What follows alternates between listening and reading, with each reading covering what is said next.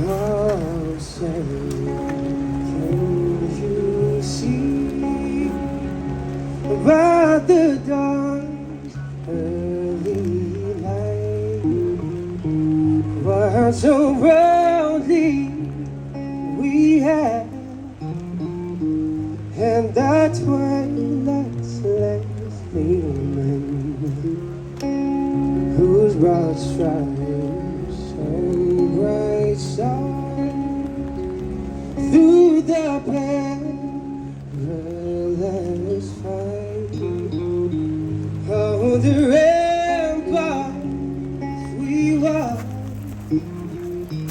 was all gently streaming, and the rocket's red glare, the bombs bursting in air, gave proof through the night that our flame was still there. Oh, say does that star-spangled banner wave o'er the land of the free and the home of the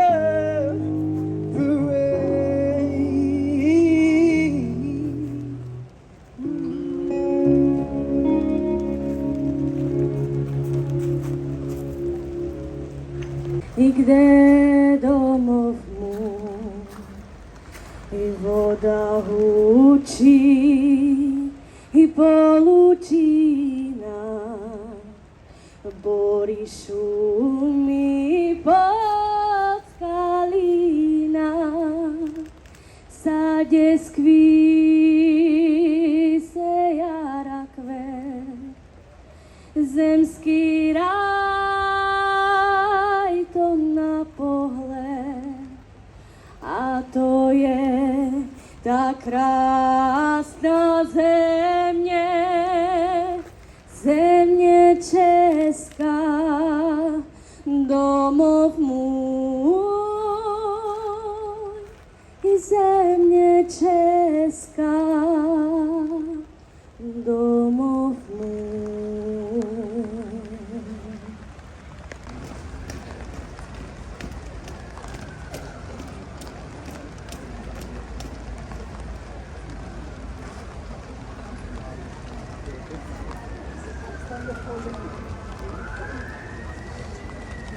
Ladies and gentlemen, the Ambassador of the United States of America to the Czech Republic, Bijan Savy.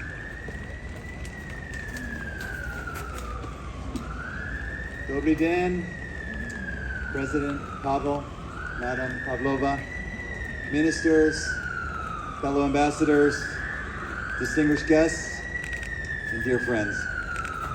My wife Lauren and I warmly welcome all of you to Petchuk Villa.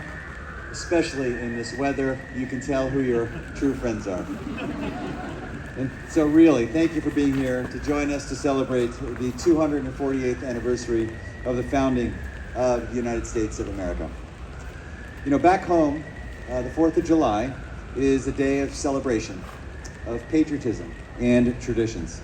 I'm sure you're familiar with many of them. Hot dogs and burgers sizzling on the grill, cold drinks in the cooler, and Springsteen and Taylor Swift blasting on a speaker somewhere. The all-important quality time with family and friends, and backyards and block parties, and of course, fireworks. And there was a time when thinking about these traditions would trigger a wave of nostalgia. It would sometimes make me feel a bit homesick. But a funny thing happened on my last trip to Washington, D.C. for meetings. Something felt quite a bit different. I missed my walks with Lauren along the Vltava. I missed picking up a morning kolač and kava and catching up with colleagues and Czech friends. It was only when I got back to my daily routine in Prague that I realized that the rhythm of this city, the kindness of the people, and of course the crispness of the Pilsner has all transformed me. I might not speak much Czech, but I do hear it in my dreams. And being surrounded by it provides a sense of comfort that I struggle sometimes to put into words. So much so that when the US faced off with the Czechs at the World Hockey Championship, I knew I would be happy regardless of the outcome. And it was quite a match. Right, Jan? And you better believe I was cheering like crazy when you went on to win it all. World champions. So what I'm saying is that you have all made this a true second home for me and my family. And for our dog Sam, who loves running around Stromovka and greeting visitors at this residence every day. But beyond my deepening personal affection for this beautiful country, what has always been clear is that there is something more substantive that binds us, Czechs and Americans together as people. It is the understanding that freedom and democracy must be fought for, not once or at one point in time, but constantly and forever.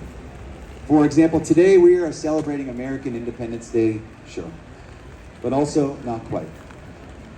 After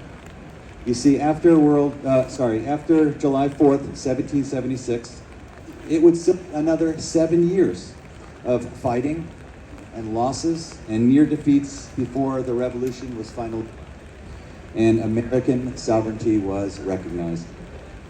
And that years-long, painstaking struggle for freedom and democracy has continued to define America ever since. We are always a work in progress, always striving for that more perfect union. From the Civil War and the 13th Amendment, which ended slavery, to the movements for women's rights and civil rights and LGBTQ rights. And that's why our Independence Day is a celebration of revolution and evolution. And the same can be said for the Czech Republic and the Czech people. The freedom of this nation has been hard won, to say the least. But each time it was fought for and won back by the brave Czech people. I've seen how that same spirit of revolution and evolution, the same desire for self-improvement, powers this country forward every single day. The shared commitment to forward progress and global democracy was on full display in April when President Biden welcomed Prime Minister Fiala to the White House.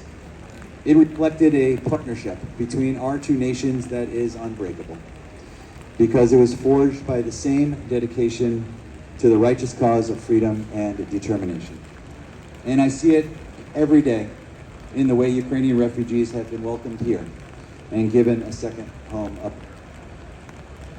As Secretary Blinken has said, our two nations stand together on bedrock values like the defense of democracy, and we also stand together on softer values like how we strive to treat those who have the least. The point is we share so much. And that's why I am so glad to share this special occasion with all of you. So in closing, to all of our partners and donors, thank you for making this a celebration to remember.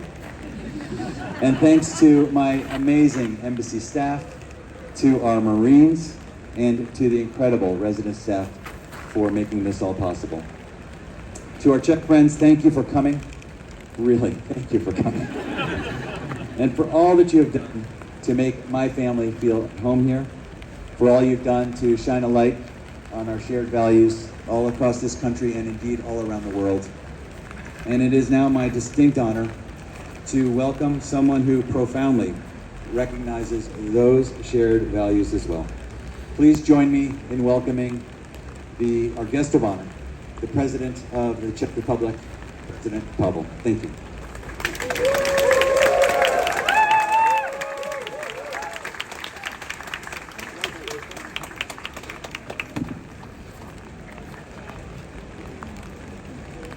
Okay, I hope it's working. We call it the general's effect. It works with ambassadors, with presidents as well. Everything is perfectly working until you come, and then there is always a problem. With regard to the weather, I'm not going to complain because water means life. Having rain means that we should be happy. So let's be happy because we are here to celebrate.